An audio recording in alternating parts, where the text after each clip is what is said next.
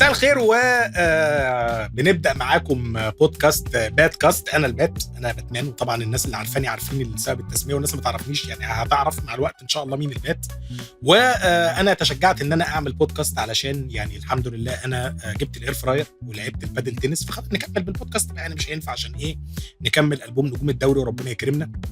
وترددت كثيرا في الموضوعات وفي الحاجات، بعدين قلت لا احنا بقى ايه نجيب اصحابنا التقايل اللي العيال بتشتمني، العيال بتشتمني على النت وتقول لي انت ازاي تتكلم، اديني جبتهم هجيب اصحابي اللي انا بتكلم اللي انا بلسن عليهم على النت.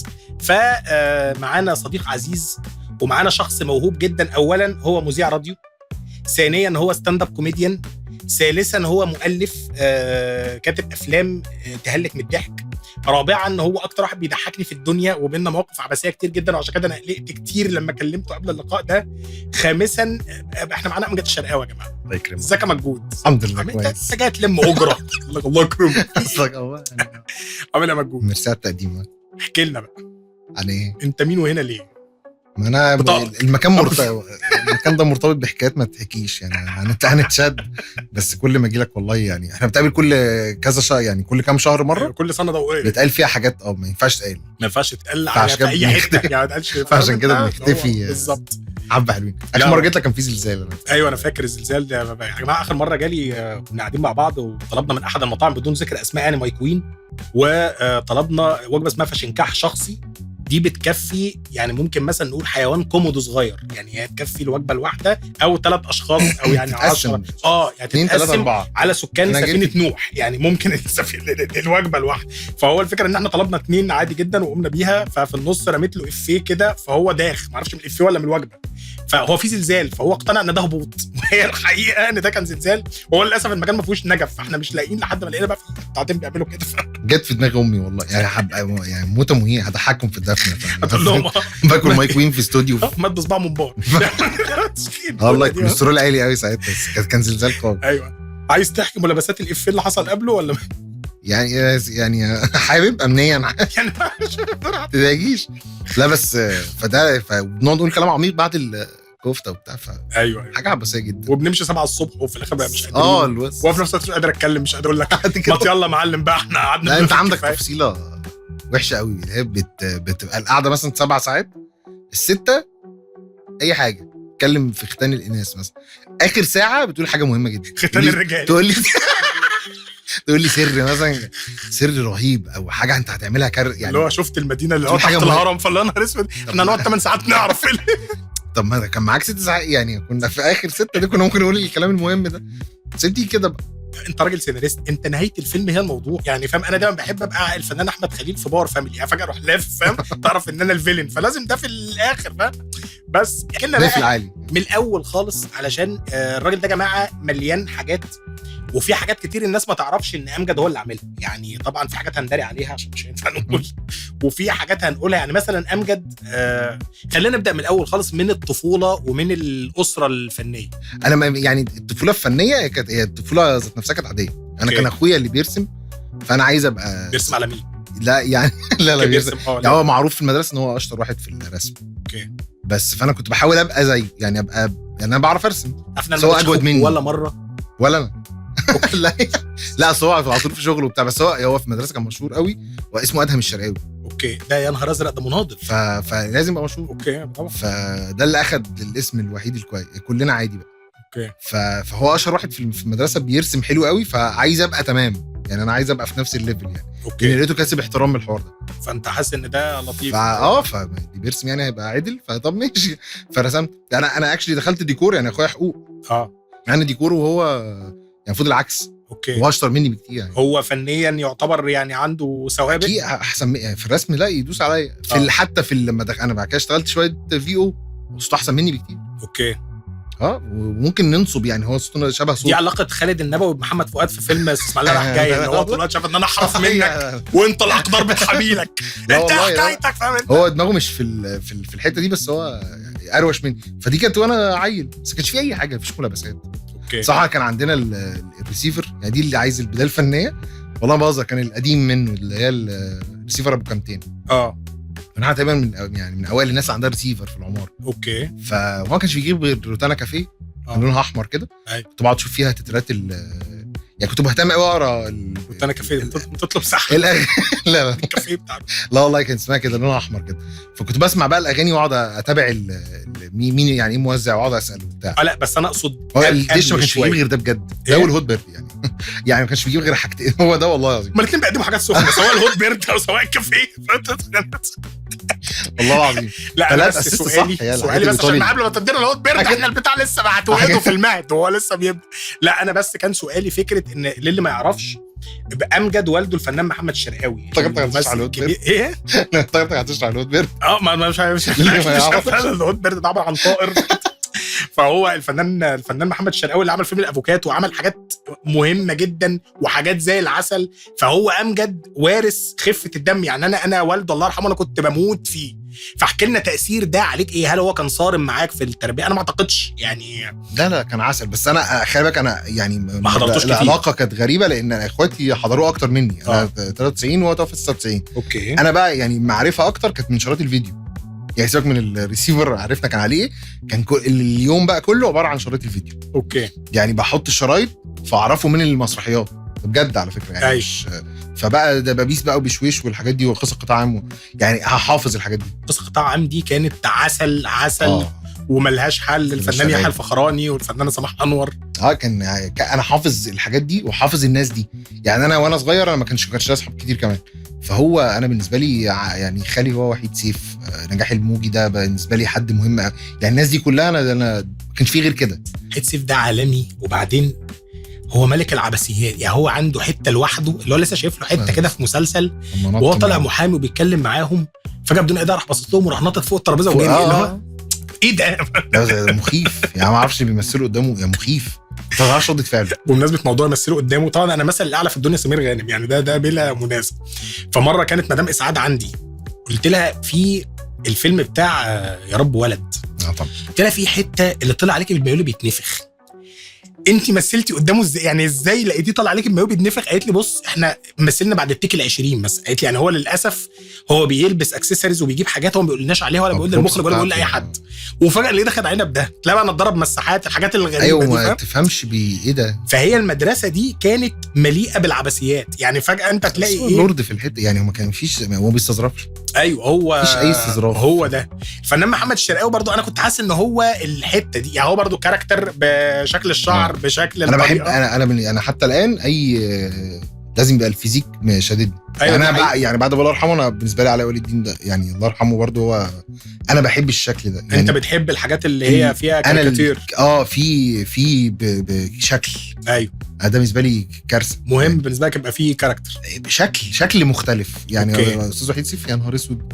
هو الله طلعت زكريا هم في حاجه هو مش هيتكلم عادي. انت على يقين بده. طيب ارجع لنا. احنا دلوقتي فهمنا ان تاثير الوالد كان كبير بس مش يعني كان كبير بعد لما انت قعدت تتابع. هي العلاقه غريبه. ما انت ما لحقتش اصلا. خلي بالك يعني لما ابتديت افهم كانت ناس لابسه اسود ومش فاهم حاجه يعني. في حاله حزن انا مش فاهم ومش متاثر عشان برضو ما تاخدهاش. ايوه انت ما كنتش مستوعب قوي. يعني فاكر اكيد بس اللي هو تمام. وفي فيديو بقى انا والفيديو كده ولا سميت نفسي فيديو ولا يعني ما علي يعني. المهم ان بس انا والشرايط وبتفرج على مسرحيات ده اللي افقهه عن العالم. طيب خارجي يعني ما فيش حاجه تانية. ايه بقى اللي دخلك الميديا يعني؟ انت دلوقتي بتقول انت خارج حقوق. لا ده اخويا. اخوك خارج حقوق. انت خارج ديكور. سوري انا اسف. مسرحيه ديكور. هو دخل اتضايق من حاجه في الدنيا في الشارع اللي هو ما عجبوش المشوار. فقطع الورقه ومشي. انا دخلت قدمت بعديه بقى. لا تمام. انت مواصلاتك كانت اسهل لخاتم المرسلين يعني. انا اتطردت اصلا. كنت مقدم سينما ومسرح والاثنين بيمتحنوا في نفس الوقت عشان تشغيل الدماغ. عشان لو حد يعني بيستظرف زيي فما بتنجح في الورشتين في الامتحانين. اول امتحانين بتخش ورشه. فنجحت فاتقال لي اختار يا ده يا ده. فخلاص لازم اخترت مسرح بقى يعني. ما اعرفش ليه برضه. كنت اساسا سينما جرافيك. كنتش داخل اخراج ولا داخل حاجه. داخل جرافيك. مش كنت برسم كاريكاتير وبتاع. ملوش علاقه طبعا، بس يعني قلت اعمل كده، فقمت مكمل مسرح، فنون مسرحيه. بمناسبه الجرافيكس يا جماعه، هتحيل شركه ترند يا جماعه، لان هم اللي عاملين معانا الحاجات دي، هم اللي جايبين الكاميرات، وهم اللي مدلعين الدنيا، ويعني تحيه ليهم عشان دول ايه ملوك الجرافيكس في مصر. كمل يا باشا، يمكن يعني نلاقي معاهم شغلانه ولا حاجه. نفسي اعرف اللي هيطلع يبقى ايه. اول مره عرفت حوار ترند ده قلت اكيد حاجه هتحصل. مفيش يعني حاجه، نفسي قاعد في المالديف. لا مفيش بلالين مفيش اي حاجه هتحصل. لا ولا حاجة. هو اخرنا يجي لنا وجبات يعني بس هيعرف يرسم الشيب يعني الحاجات يعني انا هنتصرف في فنان والله بيعمل. مهم بس بقى فكملت بقى، بس طردت اصلا. يعني انا طردت في اخر الورشه، دخل دكتور كده رميت عليه افيه، كانت واحده عجباني بصراحه سمره كده، فرميت هي ضحكت قوي، يبقى مش مهم بقى او بوساخه يعني ضحكت قوي بقى، ضحكت لدرجه ان انا خرج بره شطب اسمي، فمشيت. طب ما تشطب اسمها هي، اشمعنى انا؟ ما هي اللي ضحكت. لا انا افورت يعني، كان امتحان كولاج فدخل استظرف، كنا في رمضان وكان يعني ما علينا يعني، فانا رميت الافيه عشان هي مبتسمه من الاول، فقلت دي هتضحك على حاجه بس، ولا اعرف اسمها اصلا، وهي ما دخلتش هي كمان، فطردوني يعني، مش طردوني يعني شطبوا على اسمي، فرحت اداب دراما ونقد، مش عشان اداب دراما ونقد عشان انا عايز اخش اي حاجه فرحهم يعني عشان ابقى اسمي ما دخلتش، بس شهر بالظبط ورجعوني الاكاديميه. مش عشان انا جامد ولا هو اصلا كان بقى الراجل متوفي بلد كده، بس عشان في واد معانا كان مشي، كان في المنوفيه تقريبا حاجه كده، او والله ما عارف بني سويف، فراح هو مشي، فجابوا قالوا في 2 ناقصين هاتوا، كنت انا واحد اسمه وده، قالوا هاتوا الاثنين دول ايه وده يا بس عشان تعرفوا يا ستات ان احنا بنضحي عشانكم، الراجل ضحى بمستقبله حرفيا عشان تضحك، وفي الاخر هو اللي اتجازى. محور الضحك ده سخيف، بس بقى يحل لي حاجات برضه يعني، زي ما لبسني في حاجات حل لي حاجات، فبس فدخلت بقى الاكاديميه ولا افقه شيء يعني ما بشتغلش ديكور ولا ليا فيه ولا ما بحبوش اصلا.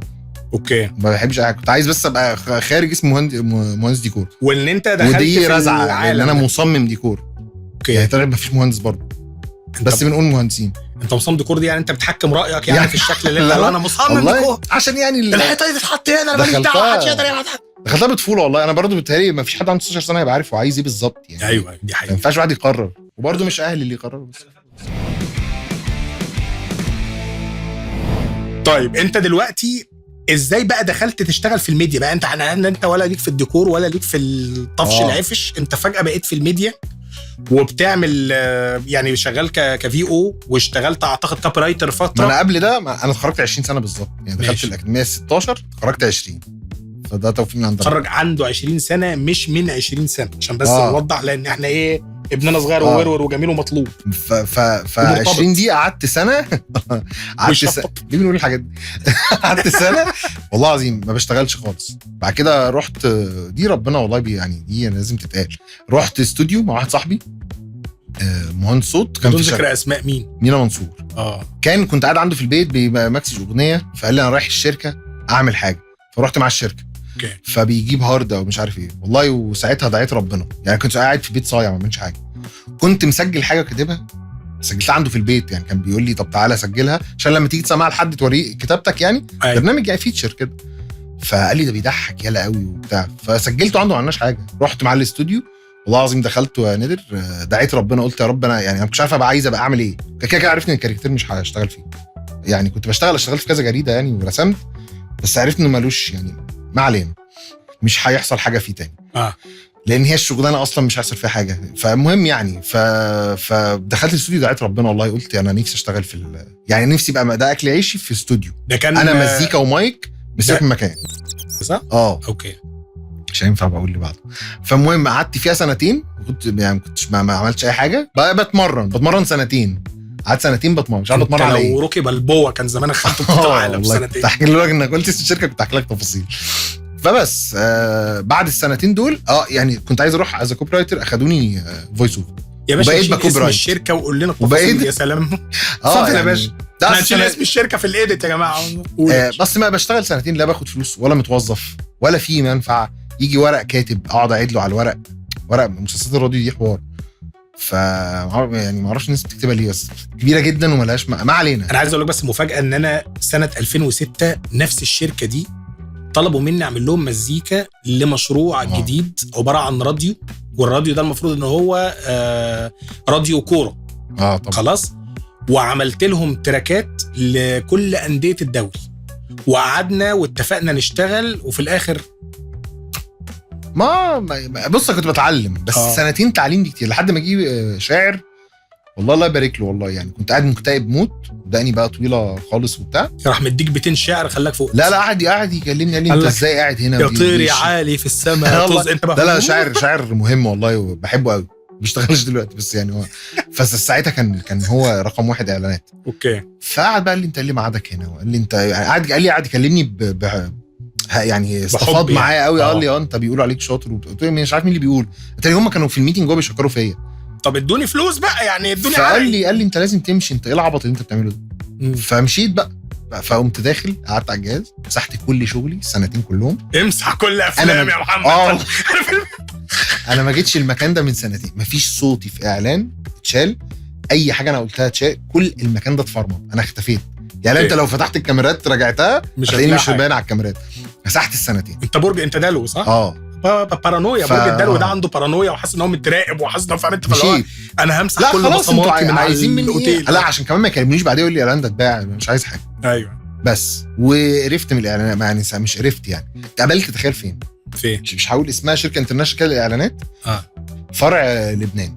اوكي. يعني يوم ما اتقابلت في شركه انترناشونال قدمت في مصر، قدمت في اماكن كان فيها ناس مهمه واصحابي، بس قال لي في حاجه مكالمات بقى مهينه، في حد اعرفه كويس يعني وهداتي يعني من التقال يعني، بس اعتذرنا لبعض بعد كده اعتذر لي. قال لي رحت الشركه وقدمت وبتاع ونازل بقى في الحر راكب ميكروباصات وبتاع، قال لي انت بعد ما رحت مش عايز يقابلني صاحبي في الشيء يعني. ايه ده ليه؟ قال لي ليه انت؟ قال لي يا معلم انت هتيجي تقعد مكاني يعني صريحه كده، الشركه فيها 30 موظف يا حيوان، فيها 30 كرسي اقعد يعني اقعد هنا والله. ضايقتني قوي والله ضايقتني. بعد كده قلت خلاص بقى اعلانات ايه وفي او ايه الشغلانه يعني. ساعتها طبعا كانت الاعلانات برضو شغلانه بس انا حسيت ان في او لا انا بعرف اعمل الحاجات دي بس مش ده المين يعني. ايوه دلوقتي جايبه ظروفها يا جماعه احنا ما احنا كلمني بقى الراجل ده اصلا جه عشان طالب منه سلفه يعني انتوا مش عارفين حاجه. لا كلمني صاحبي سامي بساط كان في قناه اسمها الغد، فرحت ان انا في او لغه عربيه وانا كل الاعلانات اللي عاملها دي فصحى مش في قصدي عاميه، مفيش عربي، ده هبل يعني. سامي بساط بقى يا جماعه بنوجه له التحيه، طبعا مخرج كليبات كبير وانا سامي بتربطني بيه علاقه من زمان يعني بس ما جاتش الفرصه. فبس طب دبي طب ايه يا سامي؟ كان مصر قريبه يا سامي ايه؟ والله كان عايز يرشقني وهو يعني جابني القناه دي. فانا الراجل المهندس صوت قعد معايا قال لي يعني ده مش مكانك بس الرقم كان حلو، انا رايح عايز اعمل عايز اجيب عربيه، عايز اكل واشرب يعني سهله، عايز احلم بقى كجولو بقى يعني ما باخدش فلوس من اهلي يعني امي من اول ما خلاص الانسان بلغ انت مسؤول عن نفسك، انا عرفتك الصح من الغلط فنقي الصح.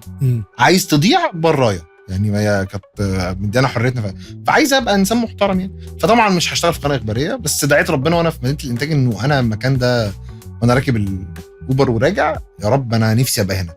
ليه منظم فاضي، انا الحاجه دي بتفرق معايا الركنه. احنا بس الجمله دي عايزين يا جماعه نعيد صياغتها اللي هي بتاعت ان انا يعني انا يعني مش عارف الصح من الغلط، فاكيد مش هشتغل في قناه اخباريه انت يعني لا قصدي ان هو يعني هي سايبانا براحتنا بس انا عايز انا بس مش هروح اقول بس انت في قناه اخباريه لا مش شبهك، انت في الاخر انت عارف ان انت راجل انترتينر حتى لو ما كنتش عارف انت عايز ايه بالظبط. مش عارف ساعتها بس انا عارف ان انا راجل، انا من الاخر كده بالبلدي بحب الهلس، بحب اكتب، بحب ارسم، بحب حاجات فن، حاجات لطيفه. لكن الاخباري طبعا ليه ناسه، وفي الاخر يا جماعه برضو حتى الاخباري نفسه انترتيننج. ليه؟ لان انا في الاخر لما بتفرج على حرب ولا بتفرج على اي حاجه انا قاعد في البيت تمام يعني، واحنا بننفذ ده هو عادي، لان برضو الناس بتبقى مشدوده وفاكره عن الموضوع ده. احنا في الاخر بننفذ، احنا ناس محترفه، بننفذ في اي حاله. ممكن ابقى فرحان وبغطي كارثه، ممكن ابقى واخد حربه في صدري وبغطي فرح يعني، هي ملهاش دعوه. مشيت من دي كلمني بعديها اعلامي بقى قال لي تعالى ايه راضي النيل عايزين يقعدوا معاك. وسام مجدي ونيفين محمود وحافظ الالقاب يعني وعماد عثمان. فبس بقيت فجاه ما نقيتش طبعا انا ابقى في الاعداد والكلام دوت ولا اعدادي، خليني في الاستوديو مع صاحبي. بالنسبه لي اقعد مع الهامي قعدات الاكاديميه جيتار ونلحن نغني نكتب، هو اللي خلاني اغني اصلا، وبعديها بقى الصوت الرسمي والهرس ده وما كنتش بغني اصلا. لا خش غني. امجد يا جماعه في او هايل ورابر هايل ده بجد والله، وذهنه حاضر وبيكتب كلمات. مش عارف نحكي القصه بتاعت الكلمات دي ولا بلاش؟ الاغنيه كانت بس عملناها في ساعه، عملناها في ساعه، بس هي كانت للاسف لحدث مهم وهم كلموني هو، وكان هو يعني امجد والهامي وفي احمد حسام كمان، وكلموني علشان كان حصل حدث معين كده في البلد، حاجه يعني محزنه يعني، وهم عايزين ان انا اجي اغني الاغنيه، والاغنيه لازم تتعمل في ساعه. وانا يومها كنت متخانق مع طليقتي خناق رب السما، والاستوديو القديم كان اوضه واحده، وكنت شغال لوحدي، واللي هو يعني سمال خشاب في حين ميسره، وساكن بعيد، فانا مش شايف قدامي، فلقيت مكالمه تعالى واشتغل نعمل اغنيه للحدث اللي حصل. ماشي، طب ابعت لي اسمع. لا ما احنا هنقعد بقى نكرييت. قلت له اقفل ولا السكه طب بس تعالى. قلت له طب حاضر ماشي. طب ايه طب احنا انت فين؟ هنسجل في البيت يا ابني اقفل يا ابني ما تعصبنيش. المهم رحنا، سمعت الكلمات، قلت له لا امجد انا مش عاجبني الكلام ده. فقال لي بقول لك ايه، احنا الساده المسؤولين راح لهم اسمك فهتغني. قلت له باشا هات ورك الفرخه ده. راح مديني الجيتار، قلت لي بقى السينيو بيقول ايه، رحنا لاعبين داخل مغني تراك مين، بعدين 16 تراك كورال، هي ان هي خير، فالحاجات دي بتطلع وزع يا باشا والسلام عليكم. تاني يوم سمعت الاغنيه في الراديو ولا البوستيك. اصل احنا هي كده، انا حاسسها كده. لا يعني في الاخر انت حتى لما بتتفرج على حاجات بره بتلاقي قصص من ناس عظماء، يعني احنا ما نجيش فيهم حاجه، بس اللي هو تلاقي مجموعه يقول لك اصل احنا اتعرض علينا اغنيه الفيلم دي لازم ننفذها دلوقتي. دايما الحاجات اللي بتطلع بسرعه دي بتطلع احلى حاجه يعني، رايقه وجميله. انا ما بحبش التفخيم في اي، يعني في ناس بتافور او عشان ممكن عشان تاخد فلوس زياده فبتحسسك ان الموضوع كبير. لا وبيحسسك ان في فلسفه هو شايف ان دي البيعه، يعني هو ده اللي مخليني باكل. فاللي هو باشا ما تسلك يعني، ما صباح الفل يعني كلها بتاكل بروتينات يعني فاهم انت بالظبط. بس بقى ميسيونير هي قعدت بقى 10 سنين في الراديو ده. انا بالنسبه لي ولا زلت طبعا لاني بعمل 1000 حاجه. يعني بحب اعمل عشان انا جامد وخلاص، يعني بحب اعمل كذا حاجه. يعني بحب تكتب جينجلز وتقدم برامج ايا كان اللي بيحصل في الراديو. الطبخه كلها يعني الحمد لله انا معايا، لان الشركه اللي كنت بشتغل فيها قبلها كانت بتاعت راديو. فبعمل اعلانات وترافيك ومش عارف ايه، فبقيت فاهم اللقطه. بس انا هرجع تاني اقول لك انا بكره الراديو، ما بسمعوش. يعني مش بكرهه، ما بسمعوش. مش حتتك يعني، انت كاودينس مش وسيله اعلامك المفضله. ما شغلت راديو في العربيه، بس انا لما اشتغلتها ودي كانت رؤيه وسام وجدي فيا، يعني ان ده حاجه حلوه استمتعت بيها.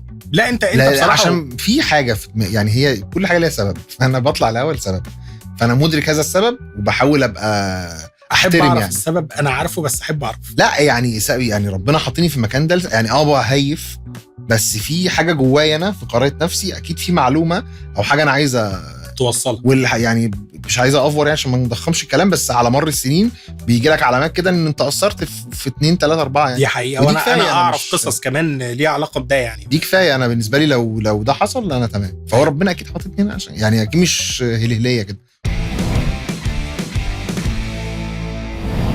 يا جماعه امجد هو اللي كاتب مستر اكس بتاع الفنان احمد فهمي، وكاتب عصابه الماكس بتاع الفنان احمد فهمي والفنانه روبي. احكي لنا بقى انت طبعا بعد يعني بجانب الراديو، مش هنقول بعد لان انت اوريدي لسه في الراديو، بدات تكتب برامج وبدات تمسك حاجات ليها علاقه بالكونتنت. في عمرو مصطفى، لان عشان هاخد اتيتيود دلوقتي، وفي واحد اسمه حدوته بيكتب شعر. مصطفى حدوته اللي هو بيقعد عامل كده في البودكاست. انا هتكلم بالطريقه دي لو كلمتني عن البرامج.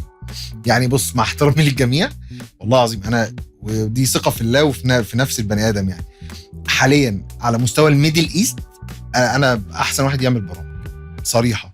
وانا هتلاقيني ما بعملش برامج كتير، بس انا اعرف يعني ماده البرامج دي اعرف بتاعتك.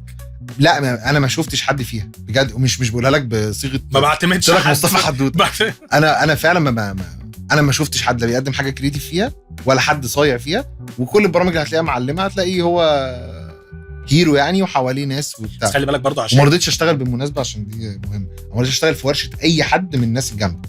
يتعرض عليا كذا حوار من ده، انا ما بروحش ولا برامج اللي هي فرانشايز دي اللي يجيب لك برنامج من بره، لا بشتغل فيها ولا هشتغل مع يعني يا هكريت حاجه اوريجينال فروم سكراتش. يا شكرا. خلي عشان انت برضو انت عندك ارتستيك باك جراوند، انت عندك خلفيه فنيه، فده بيخليك انت بتبص للموضوع برضو بزاويه اكتر انترتينمنت. يعني انت بتبص للموضوع برضو بشكل ترفيهي، بتبص لزوايا يمكن اللي بيعمل برنامج غيرك مش شايفها، لان معظم الناس بيبقى باصص لها بشكل اخباري او بشكل تنفيذي. البجاحه انا بقول لك ده، وانا ما عملتش برنامج فروم سكراتش يعني. ما قدمتش منتج يعني. مثلا حتى لو حد بيجي يشتري وبيلاقوا افكار وبتاع، ما هاخد مليار اوكي صريحه، واللي مش عايز ما خلاص في الاخر بتبقى امشي. خلاص، ما انت طالما هي قلت صريحه. لا ليه لان هرجع اقول لك برضه اللي ساندني بصراحه يعني ان انا بعمل كذا حاجه، أوكي. فمش عايز ابيعها لك. نفس الكلام في السينما بالمناسبه. ايوه لو انت بتعملها لمزاجك اللي هو انا هعملها حلو يعني لو ما فيهاش متعه هتموت بقى خلاص، اشتغل تيلر في بنك. بس هي نفس الكلام في الكتابه، يعني لو مش هنبسط او مش هاخد اجري مش عايز اشتغل معاه. لو أوكي. مبسوط ممكن اشتغل ببلاش عادي يعني، صباح الفل. ايوه فاهم. ويعني على فكره اللي فات يعني الحاجات المعينه من اللي فاتت انا يعتبر كنت شغال ببلاش يعني، خدت ايه يعني. دي حقيقه، وانا عارف ان يعني. ما قبضكش يعني، انا عارفه لا بالاسم. يعني عادي، مش انا لا انا خلي بالك انا ذات ثانيه نفسي واحده، عارفه بالاسم وهجيبه. ما بكلمش فلوس في يعني زمان لما كنت بشتغل، لان انا عامل حسابي ايه عشان تبقى عارف. اول ما كتبت مستر اكس ماشي، انا كنت عامل حسابي ان هي تجربه. انا كنت بحلم دايما بفكره العرض الخاص، فعايز احضر عرض خاص بتاعي، مش احضر عشان بحضر لحد، مش بحبش الحاجات دي اصلا. بدليل مثلا فركش الفيلم ده ما حضرتوش. انت عارف واحده كده كانت مستنيه في التجمع بتاعه، فرحت لها وما حضرتش الفركش بتاع الفيلم. دي بالنسبه لي لقيت بقى تورط جايه وبتاع، قلت العبط ده انا همشي، ومشيت فعلا. فبقول لك بس ان الموضوع مش مهم في دماغي لدرجه، فاهم. انا في الاخر هعمل اللي انا كنت عايزه، هحقق اللي انا كنت عايزه، عرض خاص وهحضر فيه. فاهم؟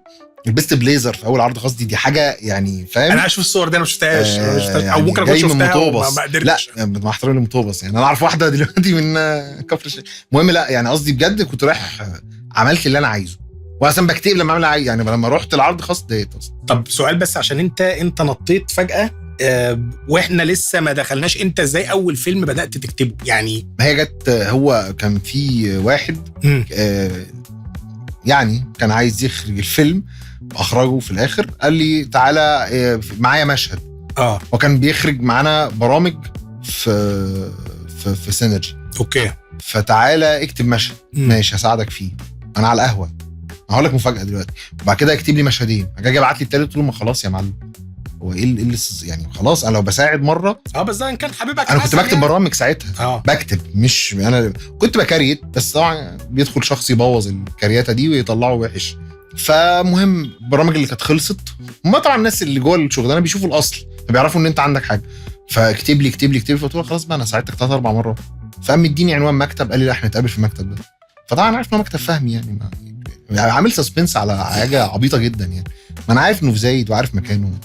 فرحت قعدنا، وهقول مكانه هو انا بحب فهمي.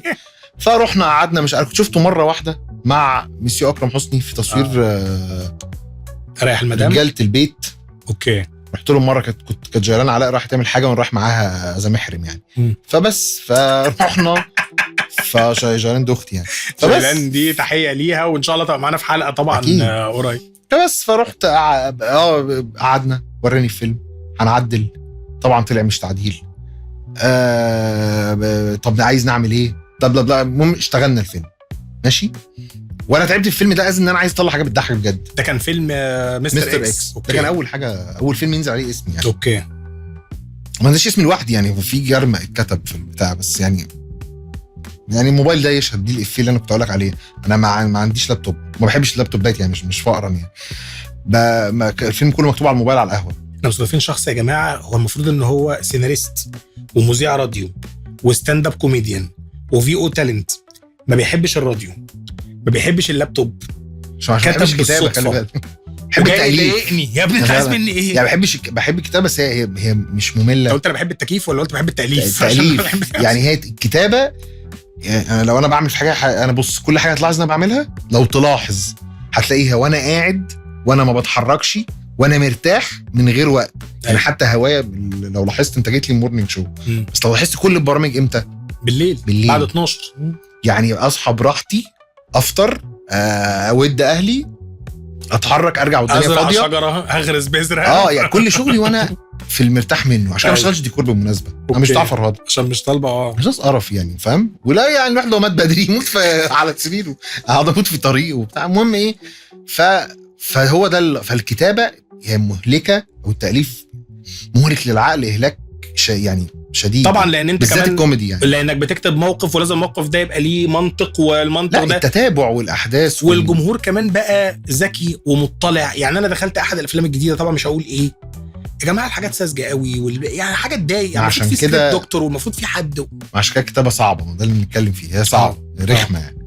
فبس دخلنا كتبت الفيلم كنت هعدل، بعد كده بس بكتب نسخه كامله، بعد كده بعدل النسخه. كل ده بايدي بدون يعني بقرا فهمي طبعا، هو اكيد عايز حاجات معينه فبيدلني عليها. صريحه يعني. بس فقعدنا اشتغلنا، طلع الفيلم، حضرت عرض خاص، وانا من قررت نفسي، والفيلم الحمد لله نجح.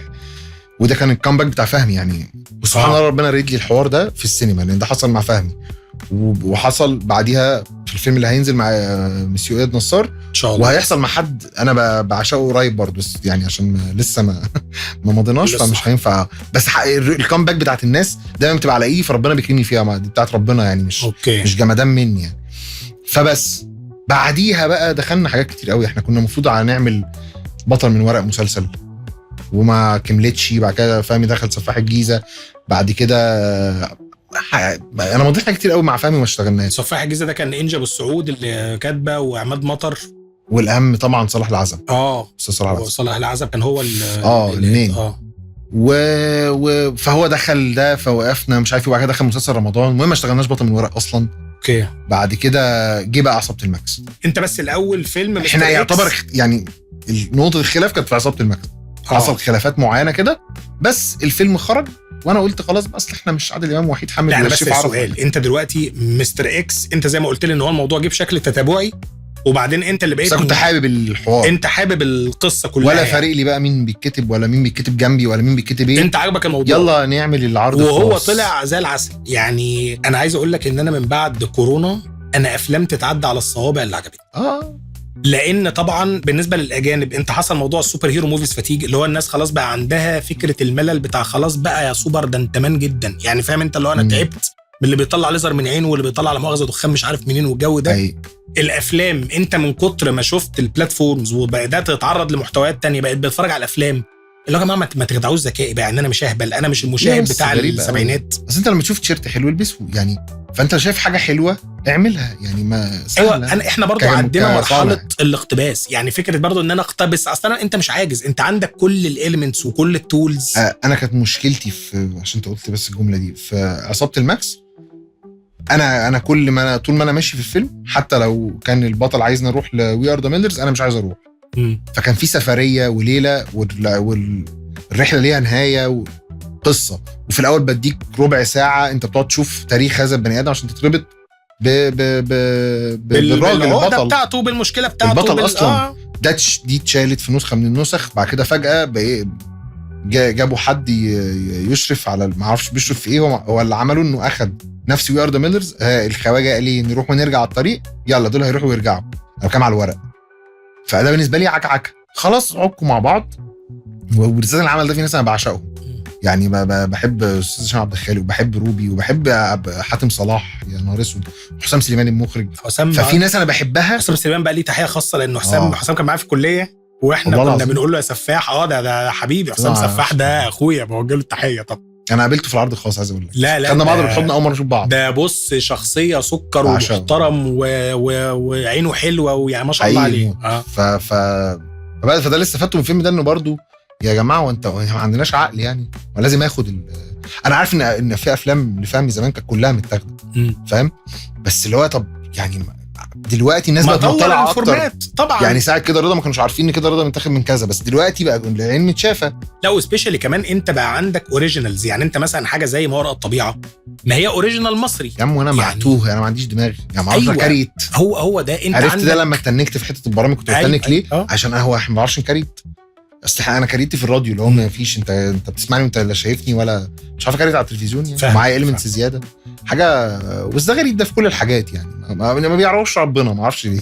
انت لو راعيت ربنا هتطلع حاجه حلوه. هي مش مراعاه. بص هو برضو يمكن الناس بتبص لها من ناحيه ان انا عايز ادور على الخلطه المضمونه. خلي بالك برضو احنا في مصر بنعاني انتاجيه. انا بعمل كده مش اول كنتش باخد اجر عالي يعني، مش انت لو الناس تعمل كده عشان الفلوس فده غريب. ايوه هو بيبص على التوليفه دي بالظبط نجحت، تعالى نعملها بالظبط. هي بقى الفكره ان هي مش كده يا جماعه، لان في الاخر انت ليك ثقافتك وليك المرجعيه بتاعتك وليك الباك جراوند وليك طبيعه جمهورك. ما انا الافيه اللي هقوله في امريكا مش هيضحك هنا، فاهمني يعني؟ انت برضو الموضوع ليه صنعه، فاحنا ناخده نمصره يعني. مثلا عندي مشكله في مصر، احنا ما بنعرفش نعمل افلام رعب، فبنروح عاملين ايه؟ رعب كوميدي عشان احنا بنخافش.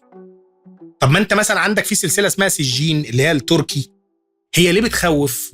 عشان هي في الكالتشر بتاعتك هي معظمها حاجات اسلاميه، مش عارف راحوا القبر وحاجات فيها قران وحاجات، فانت فجاه اللي هو ايه ده الموضوع بجد. لكن انت بقى الحاجات الاجنبي بقى اللي هي الصليب والماء المقدس برضو ده مش الكالتشر بتاعتك قوي يعني، فاهم انت؟ بس لكن هنا فهو دي الفكره، فانت ما بتعرفش تعمل الرعب مثلا. فهي الفكره ان زي ما بقول لك انا ممكن ما يبقاش استسهال، بس لو احنا عايزين ندور على نجاح مضمون عشان نلم يا جماعه، لان احنا صرفنا. هو لما اعمل كوميدي هايف برضو ده مش هينجح طب يعني مفهوم. والاستهزاء بص اقذر حاجتين في الدنيا، ان حد يستخف بعقلك ده لو حد في الشارع، وانه يستهفأ يعني اللي هو يعني انا بحس في افلام كتير احس انها عبيط. انت شايفني عبيط؟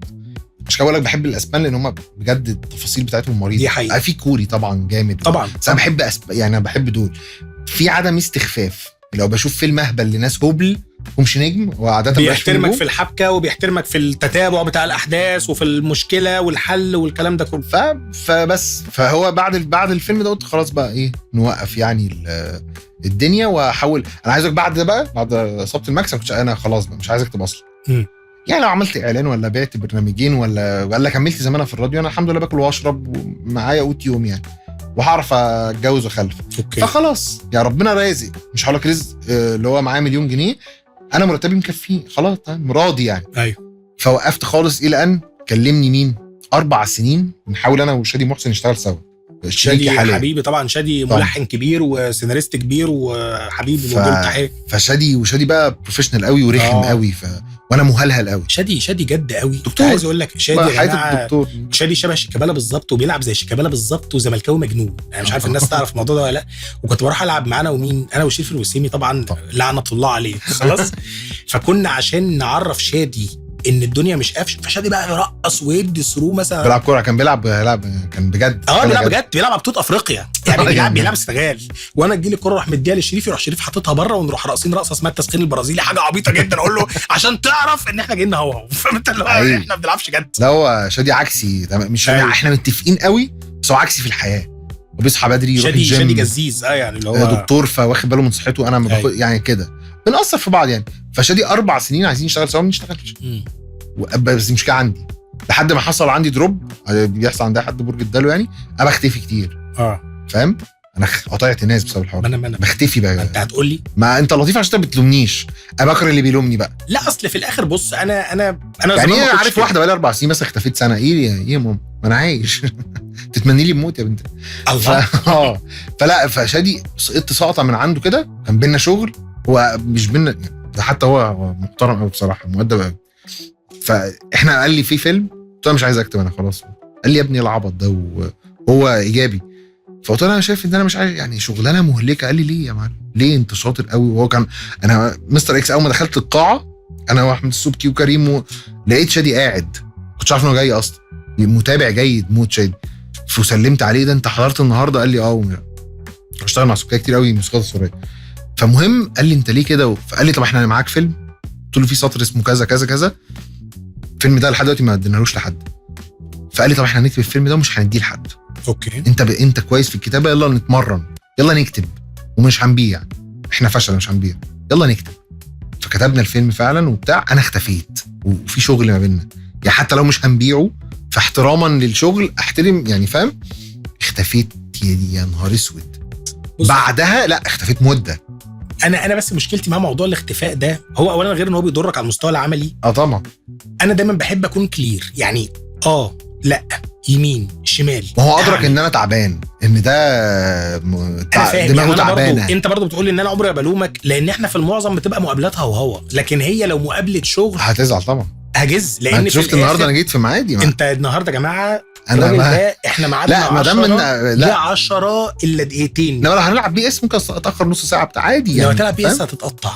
المهم مش هتلاقي الموضوع ده. انا مش هحكي قصه البي اس دي عشان انا كنت بلعبك وانا حاطط دراع ورا ظهري وكسبت يعني فاهم. بس فهو ابن اللذينه بعد غياب شهور وشكوته مؤدبه برضه، اشتغل صاحبنا اعلامي، فكلمني مكلم في التليفون احرجني احراج. فبقول له بص انا، فرمى كل الكلام ده في الزباله. قال لي يا ابني انت بخير انت. فقلت ده امتص اوسخ عيب فيا. احنا شركاء يا معلم مدى الحياه، انت جميل، انت ما لومتنيش. قال لي ولو متضايق اهدى واحكي، ما تحكيش طيب بس اعمل كذا يا عم. لا هو شادي محترم فمحترم وملتزم، قوي. وانت حسيت انت حبيته عشان هو كمان راعى الجانب الانساني. وغير كده احنا عشره من سنين بس ما كناش اشتغلنا سوا. انت عارف ان انا شادي عمل لي اغنيه كانت اسمها انا هستناك ونزلت على الراديو 2014. ايه ده هو ده شيء؟ كانت كلماته ولحنه وكانت توزيع محمد الشاعر. ده عامل الاغنيه دي ايه؟ كنت بلعبها في راديو. ايوه الاغنيه البوسانوفا دي. عايز اقول لك الاغنيه دي اول مره اعرف الحوار ده. ما كانش ليها فيها اي اسهام كاي حاجه في الصناعه، يعني رحت غنيت بس. ده لحن شادي بجد والله؟ شادي كلماته ولحن ده بس. الحوار ده فكده يعني. احنا ما اتعاملناش مع بعض انا هو في مزيكا قبل كده. بس اقول لك الفي هو اللي عامل موسيقى فيلم من ايام الجيزه اللي هينزل ده. هو شاطر جدا. ما كانش عايز كمان احنا لحينا عليه بقى. مهم يعني هو مركز في كتابه موت. فمن اول ما تشاركنا فلما لقيته كده ابتدينا نكتب. هببان بقى سيبك من الفيلم اللي اتكتب ده كان فاهم. كلمته كان اول حاجه نكتبها بقى رسمي وندخل من ايام الجيزه. دلوقتي اياد نصار ومرقص وبتاع وكان في فيلم فدخلنا فبانت بقى الكرامات بقى يعني بتبان يعني بالذات لو حد شريكك فهي بتبان موت. فيا نهار ابيض طلع ابن كلب. ده المفروض ان شاء الله ينزل امتى بتاع؟ والله ما اعرف بس يعني ممكن في 9 ما اعرفش يعني هو اوريدي خلاص حسب الموزع. خلاص خلص يعني. متقفل باله كتير. نسيبنا بقى من قصه الافلام. احنا عرفنا انت ان شاء الله نازل لك حاجات قريب.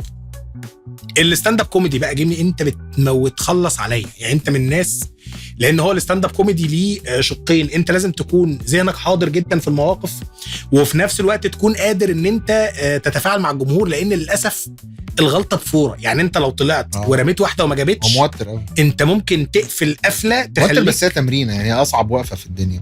لان انت ممكن اكتر افيه عامل حسابك انه هيجيب صحراء وممكن وانت بتحضر الافيه تلاقي حد هو الحوار بقى الحوار بتاع الارتكاريا الباند اللي احنا عاملينها هو ليه علاقه بفكره المزيكا. لما انا كنت عايز اعمل فرقه وبتاع فرق يعني عملنا كتير وديس باند. الحوار ده ليه علاقه بده. انا نفسي اقف على المسرح اعمل حاجه بس انا مش عارف ايه اللي يطلعني على المسرح. لا انا امير عيد ولا احمد عيد ولا اي حاجه ولا يعني. بعمل مخالفات عشان اطلع على المسرح بالمعنى مفيش اي حاجه تخليني اطلع على المسرح يعني. بس كل اللي انا اعرفه كانت جايلان عندها السنس ده. طبعا عز مزيكاتي بكري راجل يعني ممثل ويا نهار ابيض في البرامج ما احنا بس كلنا عايزين نعمل حاجه. عايزين بس نقول للناس ان هو باند ارتكاريا هو في امجد وفي جيلان علاء وفي بكري خالد قبقيبي حبيب قلبي بالزبط. وفي عز الجيتاريست وجوز جيلان وهو طبعا هو موسيقي كبير يعني ما شاء الله عليه. وهم بيعملوا حاجه بالانسد جدا يعني. هو في عروض ستاند يعني عروض ستاند اب كوميدي هو 3 فيزز يعني بالزبط. الاول ستاند اب بعد كده البارت بتاع جيلان ده سكتشز بعد كده اخر بارت بقى اللي هو بتاع عز وجيلان معاه في الاخر مزيكا شو كامل يعني. هو مش انت اخر عرض بتاع شيخ الحاره ده اقسم بالله العظيم مش قادر عيان قوي. فهي برضو دي ليه عشان بقى انا بحب اي حاجه بتبتدي يعني. في الرحله بقى بتاعت الراديو 10 سنين دي اكيد جالي شركات وبتاع وبينا حاجات يعني يعني تقيله. ما بعرفش اروح على مكان بقى قائم بذاته. اوكي يا اروح ابني يا اما فاكس. اوكي يعني ما عندي يعني يا اروح ابني معاهم واعمل حاجه اقول انا اللي عملت لا. فهي ارتكاري دي كانت منهم. ان الارت ده احنا كلنا مجتمعين على الفن. عايزين نعمل حاجه في المسرح على ستيج ننزل بيها احنا كاصحاب وجاين دي اختي وعز اخويا وبكري يا نهار ابيض وبتاع. فايه يجمعنا. فقلت لهم بصوا كريت الاسم عملت اللوجو يلا عند البلكونه عند جيلان. اوكي هنعمل ده ونطلع بيه على مصر. بكري مريض اكتئاب جيلان مريض اكتئاب. الاثنين عندهم في الفتره دي اصلا كان مستحيل حد فينا يعمل حاجه. اوكي قررنا كلنا هنعمل حاجه. فالموضوع موتر ابن كلب. موتر لانك في الاخر انت ما فيش حد فيكم يشيل يعني. ما فيش حد فيكم هو اللي هيبلع الموضوع يعني. كلكم داون ما فيش بقى. فتجمعنا وقررنا نولع الدنيا. احنا كده هنعمل حاجه. فبقالنا قعدنا سنه وبعد كده وقفنا سنه. اول ما ابتدى يجي لنا فلوس بقى وقفنا. اوكي فلوس يعني اللي هو حفلات كتير. وصلنا ل4 حفلات في الشهر في السنه. اول سنه كبير بالنسبه في اخر السنه كان بيجي لنا كل شهر 4 حفلات اللي هو يا نهار اسود. فجاه وقفنا سنه كامله. عز بيلعب مزيكا مع تتربع مش عارف ايه في الخليج عنده تسجيلات. بكري ليه شغل مش عايز اقول اسامي الحاجات اللي هو بيعملها بس يعني برامج كبيره. وممثل برضو جيلان بتمضي مسلسل مش عارف ايه مع نتفليكس وانا عندي الراديو والافلام بكتبها. فوقفنا سنه اوكي بدون مبرر ما فيش حاجه سبب. بص هو لازم حد يكوردينيت، يعني لازم حد يكون بينسق لا احنا كنا ماشيينها اللي كانت جي هي اللي بتعمل كل حاجه. رجعنا بقى قلنا احنا هنلتزم ونعمل حفله في الشهر يا مان، بس حفله يعني. في اول حفله بعد رجوعنا مش عارف ايه، بعد كده الثانيه سولد اوت، الثالثه سولد اوت، فابتدينا بقى واحده واحده كده بس هي الفكره ان احنا نكريت حاجه من العدم. لا وبعدين برضو انت تعتبر اقلهم نشاطا على السوشيال ميديا، يعني انا باكل وجيلان بيموتوني، جيلان بجد بتقعد تقلد ناس وهي بنت الذين بتقفش تفاصيل محدش بياخد باله منها. يعني مثلا قلد الاستاذ عمرو اديب وقلد بسمه وهبه بتقلد ناس موت. ميرنا وليد، ليه حد في دماغه يقلد ميرنا وليد بجد في اي وقت في حياته؟ بكري بيقعد ماسك في فلاتر سناب شات دي بيحلبها ويقعد يعمل حاجات غريبه.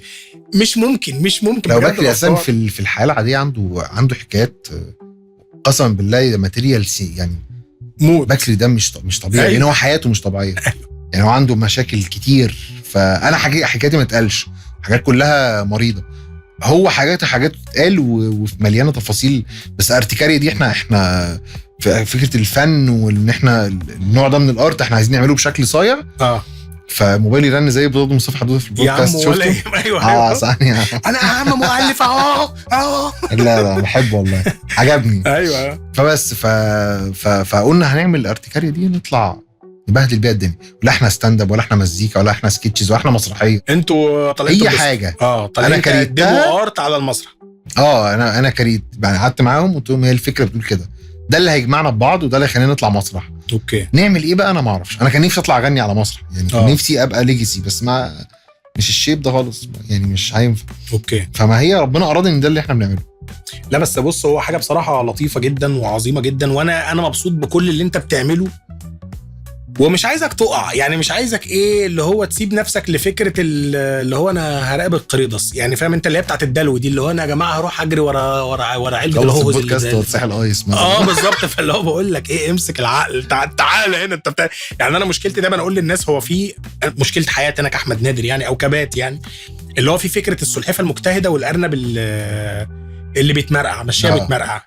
انا ارنب مجتهد فبأحبط جدا، لان بحس ان انا التيمبو بتاعي اسرع من اي حد. فيا جماعه يلا، ما احنا محتاجين نجي اهو، ما احنا سحنا اهو، فاهم انت حاجه ما تتمش اللي هو طب ايه يحصل؟ فلا يا معلم ما انت جاي قوم يلا يا ابني، فاهم انت؟ في حاجات محبطه في النص كده ومشاكل وضربات، بتقابل ناس اكيد قذره في الرحله فبتتقفل شويه. بس لا يا بص هو ده اللي بيعملك، هو ده يعني what makes you who you are today يعني، ده اللي بيخليك انت ده دلوقتي. ما هي لعبه فانت مطلوب منك تبقى مبسوط.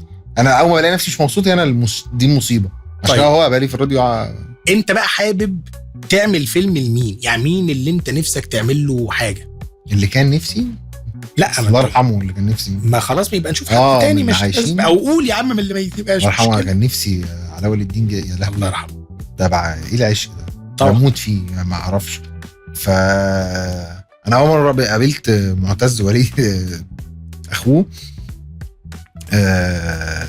اول مره قابلته بوست بوست يعني، هو لو كان يقدر يتهمني بالتحرش قابلته خدت حضن كاني اعرفه من هو شافني وانا رضيع يعني. اوكي بموت فيه يا على وليد الله يرحمه. فمعتز وليد انا قابلته، انا قلت له انا بعشق على الله، قلت له انا بعشقه انت مش فاهم.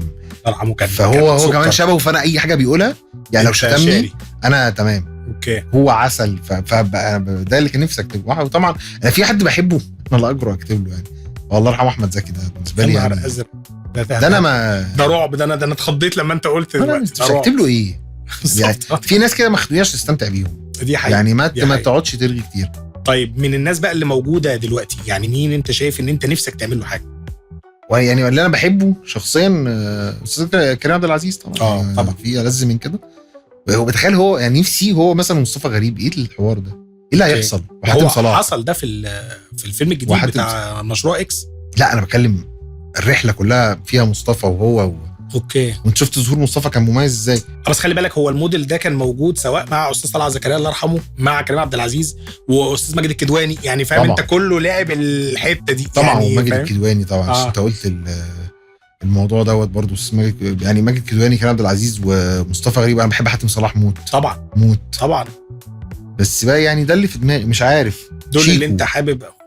سكر طبعا ما تقابلناش ولا مره في حياتي بس بحبه قوي. لا هو بحبه قوي يعني سكر يعني عسل على المستوى الشخصي طبعا. اصل انت عندك على فكره هو يعني الحمد لله دي حاجه حلوه ان انا بقول لك بوفره وهشام ماجد ده في كتير قوي. انا اتعاملت مع هشام ماجد راديو. اوكي. اتعاملت مع ناس كتير قوي راديو، ما اتعاملتش معاهم في التلفزيون مش عارف. فبس في كتير قوي يا لهوي ده الحمد لله يعني. وده معنى ان احنا عندنا ناس نفسي اعمل فيلم كوميدي لاحمد عز. بالمناسبه يعني اياد نصار انا طبعا بحفظ الالقاب عشان بقعد ارزع كاني ولاد خالتي وعادل. المهم كان يعني اياد نصار في الفيلم اللي جاي ده هو مش كوميدي، الفيلم كوميدي بس مثلا ده بقى يعني كام باك ليه في سينما وكوميدي. فده ايه التشالنج ده ولا حلو انك تعمل حاجه ملهاش حاجه صادمه مش بتاعته يعني.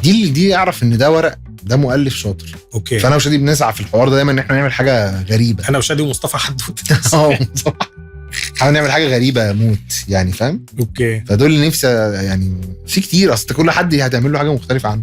انا شايف ان العالم اللي احنا فيه مش ظالم وفي ناس كده يعني. لو حاجه حد لعب في الماتريكس في حاجه كتير قوي تتغير منهم. اكيد ان علاء مرسي هيبقى بطل طبعا ان هو علما وشكلا وكل حاجه. كان هيث ليدجر ما هو اللي لا هيعمل كان ناس كتير قوي يعني هو الجوكر في ذا دارك نايت. هو رقم واحد يعني. تخيل هو عامل ولاد رزق وبتاع. انا دايما بيجي لي الحلم ده. واكيد دي انا طردت فيها من ميتينجز يا جدعان. رحاب الجمل انتوا مجانين طبعا. اسطوره تجسدها اسطوره ايه يعني. ده يعني انا لما شفتها كنت اول مره اقابلها كانت في مستر اكس. فاول مره اقابلها لابسه شرطيه وانا لابس حرامي واقفين في السيت اب بيت دعاره واقفين في لجنه. انا معجب بيها قوي وباين على عينيا قوي. انا عينيا بتقول لها بحبك. اقول لها ازيك عماله كده تقول لي حبيبي عامل ايه وتكلمني طبعا بلغه طبعا هي يعني جميله يعني. يا نهار اسود. في انا ساعه مثلا كنا في عند الاسس في المكتب وكان جه الستايلست يعمل فيتنج. انا قاعد في منبهر وعمال ابص لها كده. يا جدعان ايه ده كوميدي بتقول دراما يا نهار اسود. وانا شايفها اجمل فنانه شكلها ملك الجمال يا جدعان. ايه هو انا بستغرب والله. عمال اقول للناس على عينيها في حاجه هم مش شايف. لا مش الناس عموما يعني. دي انا ممكن اخدها اروح هي ماريو كاسياس مثلا. انا حلمي يبقى فيه فيلم او مسلسل زي ذا انسنت كده حاجه كده انفيزبل جيست يعني عشان مشهور. ماريو كاسياس رحاب الجمل علاء مرسي وظهور خاص لحجاج عبد العظيم. ده قنبله. عايز اقول لك استاذ حجاج اشتغلت معاه راديو موت. ده هيبقى الفيلن. كنا لا وكان طالع كان عم شيماء سيف صلاح عبد الله الميكس ده يبقى مع صلاح. طبعا. وعم صلاح برضه اشتغل معايا اعلام بس لا استاذ حجاج عبد العظيم كان اشتغل معايا ده. وكان طالع عم شيماء سيف ويوسف عثمان. وكان طالع المفروض ان هو يعني اخوه يبقى يعني مدام اسعاد تبقى ارملته. المفروض ان اخوه توفى وهو اللي بياخد باله من العيال وجاي من البلد يقابل العريس. فالمهم ايه فداخلين فقاعد المخرجه ما كانتش موجوده وكان ساعتها كورونا وبتاع. فانا ايه انت عارف ان انا بعبي اي حاجه بدخل اسد هنغني يلا هنخرج يلا. فدخل فقال هنقول ايه بقى. قلت له عايزين بس نقول كده اي انترو كده يا استاذ حجاج. قال لي ايه يعني. قلت له هنقول اي هو كده. فانا قلت له اي هو الراجل قاعد يضحك. فراح داخل راح قال له يا مش عارف ليه خلي بالك لحسن الغوطه بتدخل احنا فاتحين علبتين تون. وراح مكمل هو اول ما كده بص لان انا مهندس صوت مفروشين على الارض. فعالمي عبقري. السنه يعني يعني ان شاء الله ما قابلتوش برضو كتير. قابلته في اليوم الوحيد اللي رحت فيه. رحت كذا يوم بس اليوم ده رحت مخصوص عشان عارف ان رحاب الجمل بتصور. كان في ميامي الجيزه. رحت عشان اشوفها مش قادر ما يعني هشوفك النهارده. هي عارفه ان اجي عشانها ومرقص عارف واياد عارف. وخرجت بره ولا كان ما ينفعش اقولها بس يعني مع احترامي لاي سماحه بعشقها بس خرجت بره. قاعدين قاعده جد جدا واياد بقى بيصوروا فنانين بقى وكده. بقول له وهي كانت بتصور بقى حاجات زي جوسبس. قلت له يا اخي اياد. قلت له يا اخي مش كانت تبقى رحاب مكان اي سماحه. قال لي انت في حاجه انت مريض. قال لي ليه يا ابني هي دي دورها وده دورها. انت في ايه بتدفع لك فلوس. انا متهم ان هي بتدفع لي حاجه. انا والله يا جماعه ما فيش. فكرتني مره كان في واحد اسمه عمر عادل بوجه له التحيه. كان عامل كده تشانل اسمها عماريو عارفها طبعا. وكان هو بيتفنن انه يبروز اللي مش واخد دور كبير في الفيلم. فكان عامل البرومو بتاع فيلم سلام يا صاحبي خلاص، فيجي الصوره حاطط عليها مزيكه وايد ويفت اصلا، فيقطع على استاذ عادل امام واستاذ سعيد صالح، فجاه محمد الضفراوي يروح عامل سلو موشن وطلع اسمه تبروزه ليه كت محمد الضفراوي بيعمل كده ده ما حدش قاطع على الشانل دي. ايوه، فانت بالنسبه لك اللي هو رحاب الجمل كان زمان موت، وكان تميم، كان هو يعني هو كان تميم يونس وعمر عادل دول ايه ده من 2011 كده ل 2015 16، فكانوا عاملين شغل. اي حد قاطع على الشانل دي ولسه سايب الفيديوهات عنده. ايوه انا بشوفها لحد دلوقتي. ربنا يعني ان شاء الله انا بس تتفتح لي فرصه في هوليوود هروح برحاب، هروح بقى في حته. طب هتبقى اسمها ايه؟ رحاب ذا كامل مثلا يعني هتبيع فيها ازاي؟ فاهم انت؟ والله العظيم اي فيلم دي لعبه كده، ولا اي حد بيسمعنا فكر فيها. اي دراما في العالم، هات اي فيلم، حاجه المارفل، حاجه الدي سي، حط رحاب الجمل هتلاقي دور في اي حاجه. تنفع بلاك ويدو، تنفع في اي حاجه، تنفع. انا بقول لك اهو في ماني هايست هتلاقي لها دور، في مش عارف ايه هتلاقي بريكنج باد تنفع مراته هتعمله احسن. سكايلر اوكي. انت اتضايقت شويه بس انا ما اتضايقتش، لا انا بس فاهم انا بسترجع لما والله دايما ليها دور.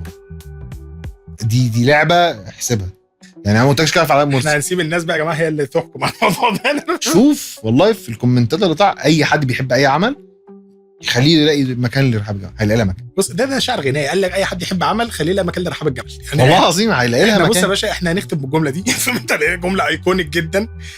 امجد انا في منتهى السعاده ومبسوط جدا ان احنا عملنا الحلقه دي، وان احنا حاولنا بقدر الامكان نحترم نفسنا في الحلقه دي. في فضائح كتير ما اتقالتش، في بلاوي كتير ما اتقالتش، ولكن ان شاء الله في حلقات قادمه ان شاء الله نبقى ايه. بعشقك، وانت عارف ان انا قلت لك ان الخطوه دي متاخره يعني. ده احنا من زمان بقول لك لازم ده يحصل. حصل يعني انت عادتك حلوه والناس اكيد مش عارفه ان احنا يعني انت تربع ناس بتجيلك الصبح شغل وبالليل شغل والله. بس عاده كله بيجي فينا، انت الكلاحه كلها يعني الناس بتيجي تقعد ما بتشتغلش، ايوه يعني يتكلموا معاك وفي اكل عيش ونلعب بلاي ستيشن وبتاع. فانت عادتك فعلا يعني كل عارفيني، عارف لو حتى ما قابلكش عارفين احنا ان انا باجي لك دايما عشان اجي اقعد ارتاح. لا الناس مش عارفه ان هي القعده بتاعتنا هو ده يا جماعه. يعني انا لما جيت اعمل بودكاست وبكلم الناس فايه قلت لهم انا مش هتكلم في حاجه، احنا هنقعد. يعني في حد قال لي يا باشا اقعد معاك بس، قلت لهم انت هتقعد معايا؟ قلت لهم انا مش هنعمل لا حاجه. والله العظيم كذا حد يعني، انا شفت استوديوهات كتير كذا حد ابتدى يقلد الموتيفه دي، ان يبقى في روم في الاستوديو دوت فور ان الناس تيجي تنبسط فيها. أيوة. فدي انت اللي ابتدعتها بصراحه، عشان حق ربنا ان دي ما كانتش في ولا استوديو في مصر. انا اشتغلت في كتير يعني، بسجل بروح لاصحابي بتاع، لا انت عندك حته الكوزي كورنر دي، وان انا فدي وانت قلت لي ان دي حاجه مهمه. ايوه طبعا. اصل في الاخر بص انا مقتنع زي ما بقول لك بفكره ان احنا ما بنخصبش يورانيوم. احنا في الاخر بنطلع اعلان او بنطلع حتى بقول لك نيوز او بنطلع كذا، احنا نبقى مشدودين واحنا بننفذ. ما هو في الاخر هو الشغل هيطلع. لما انا اتخلق وده يتعصب، ما هو الكلاينت اصلا جاي مشدود، والايجنسي جاي مشدود، والتالنت جاي مشدود. انت عندك الحته دي بصراحه. يا باشا تعالوا يا باشا صباح الفل. يعني في مهندس صوت، هنختم بس بقى عشان بس ما اطولش بدون ذكر اسماء، يعني سنه 2009 كان شغال في احد شركات الانتاج، وانا كنت ساعتها لسه متخرج، كان بقالي سنه متخرج وشغال مراسل اخبار اصلا، ومش بتاعتي انا راجل مزيكاتي وبتاع وبحب اهرج زيك كده، اللي هو انت ايه اللي رماني هنا. فقال لي هتيجي تشتغل معايا اسيستنت كمهندس صوت. فرحت، فهو كان بيتكلم كده بالظبط، قال لي بص مهندس الصوت ده لازم يكون فيلن، لازم اللي قاعد ما يبقاش فاهم هو بيعمل ايه. الصوت بحساب، الكلمه بحساب، اي حد يتكلم ما ينفعش يفهم انت بتعمل ايه ولا يتكلم في السيشن. تمام؟ قلت له تمام. مشيت من عنده واخد قرار ان اعمل عكس كل حاجه قالها. وانا جاي ارب الناس، ربنا كرمك يابا احنا بندوس 3 بنسجل وصباح انتوا في ايه؟ قلت لك في ناس بتأفور في حاجه بسيطه يعني فاهم. بس الوحيد اللي قابل يأفور ده دكتور بتاع حد عنده ارواح ناس. حاجه ده ما يأفور، ده يأفور براحته يعني. لو مجدي يعقوب أفور السر يعني، مجدي حقه هو بيأفورش فوق راسه، ده ما بيأفورش. راجل بيصنع لتر، اللي بيصنع قلوب يعني فاهم. بعدين انا برضه انا ابن اسعاد يونس يعني، برضه انا في الاخر انا المدرسه اللي هو انا لذيذه وحبيبه كل الناس وهطلع منه ده وهعمل كذا. فانا ده الموديل اللي بالنسبه لي اللي انا متاثر بيه بس. فهي كده يعني خير مثال للانترتينمنت يعني بوجه لك تحيه وبوجه لك التحيه، وانت نورتني يا مجهود والله العظيم. انت اتبسطت اموت والله. احنا بقالنا كام ساعه بنتكلم يعني لو قعدنا انا اشتكيت للناس والله، قلت لهم يا جماعه لو سخفنا عشان احنا قعدنا نتكلم يعني مش هنخلص، مش هنخلص بجد. في حاجات كتير قوي يعني حتى ما اتقالش قدام الكاميرا، عايز ارغي معاك فيها بس يوم تاني. طب انت خد لك بق ميه من اللي انت جايبها دي، لان انا اكتشفت ان يا جماعه هو مامي كانت فاكراها ميه زمزم. امجد جاب ميه حمراء يا جماعه اللي هي بتاعت الريداتير زي ما انتم شايفين، وبيسحب منها عشان الصدى عشان الكبد. بشكرك يا مجهود، وطبعا يا رب تكونوا اتبسطتوا بالحلقه، وانتظروا حلقات اخرى. هو نفس احنا جايين نهرج يا جماعه، ويعني سلام.